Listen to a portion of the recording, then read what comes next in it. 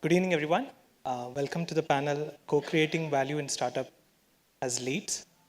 Uh, Today, we have a very good mix of speakers in the panel. We have PKG, Anthony, as well as Rajesh. It's good to see a mix of entrepreneurs who have turned investors as well as professionals who are investing in startups. Now to ask Rajesh about the investments. Good afternoon, everybody. Just as a brief introduction, I am an entrepreneur myself. I founded and run a company called Rapid Value, we founded this back in 2009. I was talking to Afsal. In a sense, I'm sort of a dual founder and a professional. And I think one of the topics here is, how do we get more professionals into investing, right? So I would sort of qualify myself in both categories. And I mean, just because, I've been running the company, trying to scale it on an ongoing basis, right? And I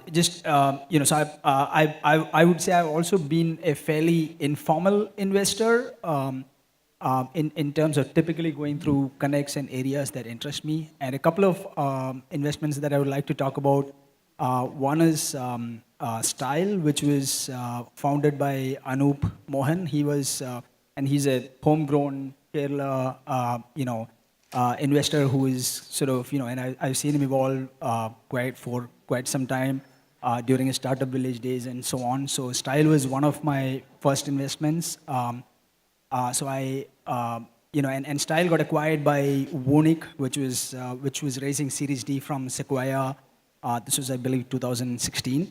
And then I did another investment in Anup's next venture, which is again, which is in stealth mode. And then one of the other investments is a company called New Finance, which is a NASCOM warehouse, and they're trying to disrupt the accounting and bookkeeping space using AI. So again, I wouldn't say I have an investment thesis broadly, but generally I've been going with the founding team connection. And also, when the space looks interesting. So it's good to note that Rajesh, being an entrepreneur, has been able to actually build a very good rapport with the entrepreneurs. And that's what qualifies a person to become a lead as you move forward in terms of helping them close the deal. That brings us to the next point, which is how you can make sure that you are able to see good deals happening. That's one thing which is very important for you as an investor as well as a lead investor. So how do you get access to the proprietary deals or more deals coming in? For example, in the case of this Styl, how did you come across this opportunity? Sure. So I think, I was just about to also touch upon the previous point, right? Just because, I have not been part of a formal network. So a lot of my deals, or most of the deals that I've invested, have come through networks of people that I knew, which I thought, of course, there is a disadvantage that you don't have a predictable deal flow in a sense. And if you are a really dedicated investor, that could be a problem. On the other side, I felt, so I may not answer your question directly in that sense, right? But on the other side, I felt it was very useful because most of the investments that I went into were people that I knew for a while. For example, if I were to take example of Anup, I knew Anup since 2011. In multiple capacities. So I was seeing the journey, and there was a trust in the team. So to that extent, it was really helpful for me to structure and help other investors to say that, look, I mean, this is a great team. I trust this team, and then able to get that team together or investor team together who could co-invest in that. So I think that is one point. And I think the second, and I just kind of adding to that, right? What I also thought was, at least my experience has been when I'm trying to help raise funds, right? My experience has been capital is available again to some extent, right? Especially the networks that we are mostly in. A lot of us have access to capital. In a lot of cases, people want to invest, but they don't understand the mechanics of investing, like what kind of valuations would make sense, and especially in a state like Kerala, this is what I was saying, right? We have a lot of people with capital, but we may not have a lot of people who understand the mechanics in terms of the valuation and how does it work and all of that. So I think from that standpoint also, in addition to access of capital, just having somebody who understands those mechanics, which is, which is what the networks are definitely formalizing, and that's a great thing, right? So I think that's really important, because what I found was in the deals that I was supporting or I was leading, just because I was there and I was able to, explain the structure to the other investors. It was easier from a founder's standpoint to get a lot more investors together and make the investment happen. And also sort of, I mean, in addition to the just the investment, in case of Style, when there was an exit offer on the table, there was also a question of how do you manage the expectations of founders versus other investors. So I think all of that was useful. So maybe I mixed up a couple of those points. So it's good to know that actually Rajesh brought in a very important point. It's not only capital that the lead investor is bringing to the table, it's also patient capital, and also capital which would help the startup move to the next phase. So there are a lot of people who would be ready to write checks, but a lead investor is not necessarily the one who is writing the largest check, but he's the guy who is able to make sure that all those checks go into the right place or provides the right value to that startup. So he has got that obligation also to make sure that all the investors whom he is bringing to the table, they're able to see value coming out of that investment which he's leading.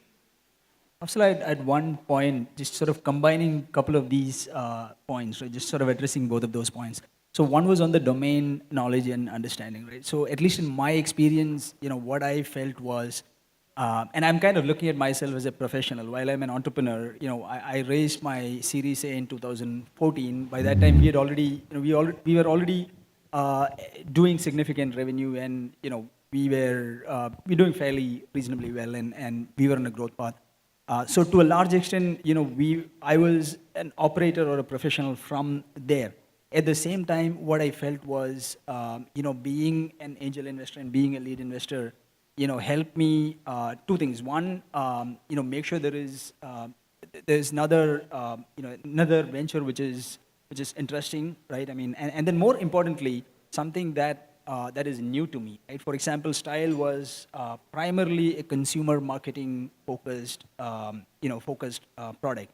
And then the other one that I talked about, which is the new finance, and that's very, very focused on automation and finance. And these are all completely different and new areas for me.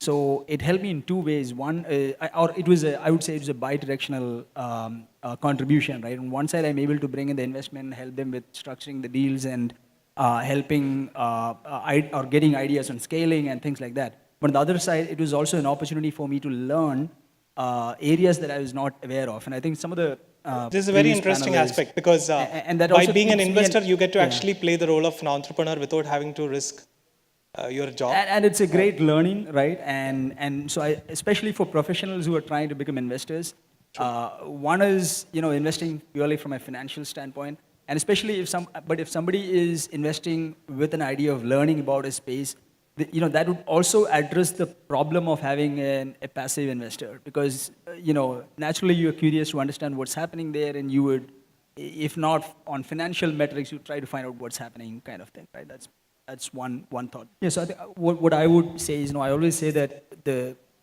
part that I really enjoyed about building a company myself was the fact that I was able to really see it, see something growing, right? And I was really proud of that when I look back. And exactly similar to that, I think with the investments that I made, the limited investments that I made, I was able to see some of these companies that were, coming up and building up with, I would say, sort of lesser effort in a sense, but at the same time, the passion was very similar. So I thought it was more than an investment category, investment class. Of course, it is an investment class, right? But more than an investment class, I thought it was really fulfilling to make a company happen and be part of that journey. And especially for professionals, who can bring in a lot of contribution from their side, I feel it can be really, really fulfilling and rewarding, not just from of course, financial, there's always a risk, right? And with a lot of others who said, you got to be careful, you got to be, you got to pick your bets and all of that. But from a fulfillment, from a fulfillment standpoint, I think it gives a lot of value. So that is the only message I would give out. Good. I think we are running out of time. To summarize the session, as one very famous rich man has said, um, there are two ways of investing. First one is DIY, do it yourself, and the second one is follow the lead. The second one helps you become the first. So I'm sure that there will be few investors who are there who are already doing it yourself. Hope this session has helped you understand how you can actually follow the lead and then come back to a point where you become the lead as well. So thank you. Do you have time for question and answer? Okay. So the speakers are available the sideline after the session. You can catch up with them if you have got any queries. Thank you very much. Thank you so much, panelists.